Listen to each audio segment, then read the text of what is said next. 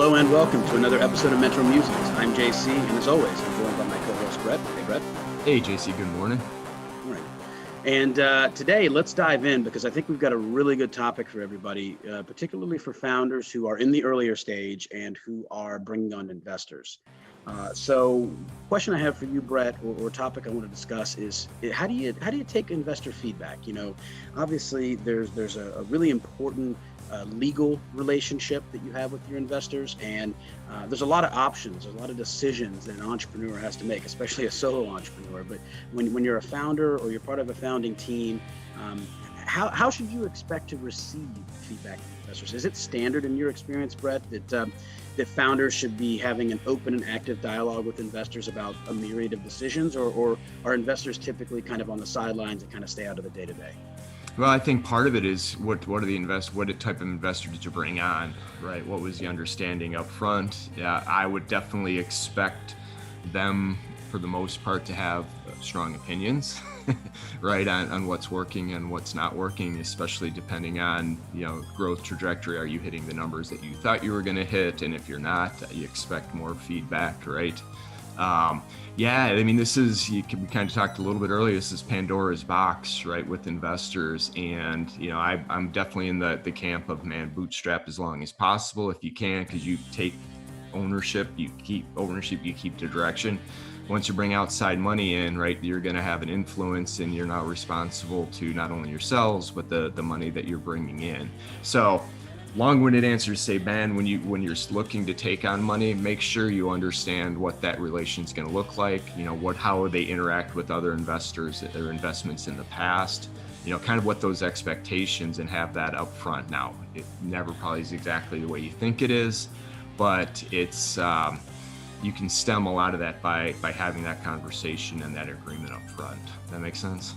It does, yeah, and I would agree. I think one other thing that I would say is, in addition to certainly talk to the startups and the other companies that this investor is invested in and see what it's like. Now, yours could be a little bit different because maybe you're involved in a sector that they have more subject matter expertise in or less.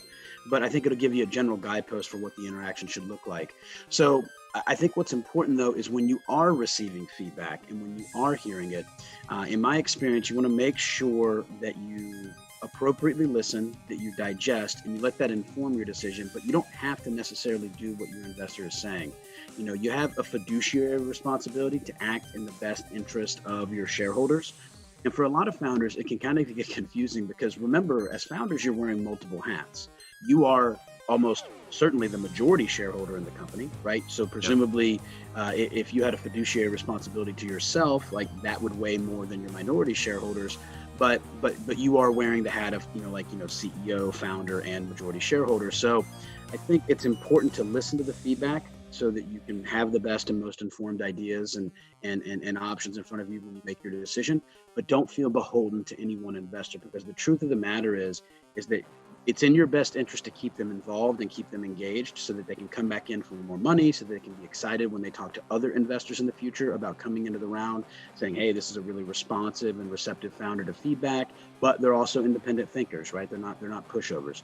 Most investors gravitate towards being passive when it comes to your venture. And that doesn't mean they're completely disengaged, but they're not interested in running your company in most cases. So, I think it's important that you expect that you receive that, and that you apply that as best you can. But also remember that you're the one who has to make the decision at the end of the day. So if an investor is giving you feedback that is contrarian to what you're thinking, number one, listen to them, because maybe they're experienced and have a different perspective. But number two, if you're ever in doubt, you need to trust the counsel of your own judgment and kind of live with and embrace the decision if you feel it's justifiable. Yeah, no, I completely agree with that, and add, my approach when investing in companies, right?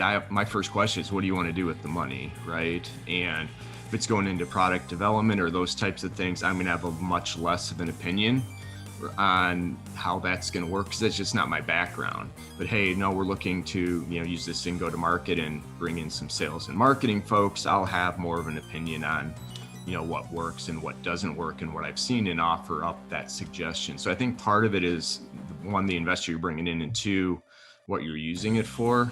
But to, I think your earlier point, expect feedback. But at the end of the day, man, this is your company, and you're going to have to, live and die with the decisions that you make. And right, be open to it, though. I think that's what's the important thing, and understand what point of view that they're coming from. And this goes back to an earlier episode when we had also mentors that you can reach out to that aren't necessarily on the payroll, right? That somebody you can have that confidential conversation with, to bounce it off as well. I think it just comes back to, that the relationship that you had up front. So I don't think we gave a clear black and white on this, but I do think it is important to look at it from all sides.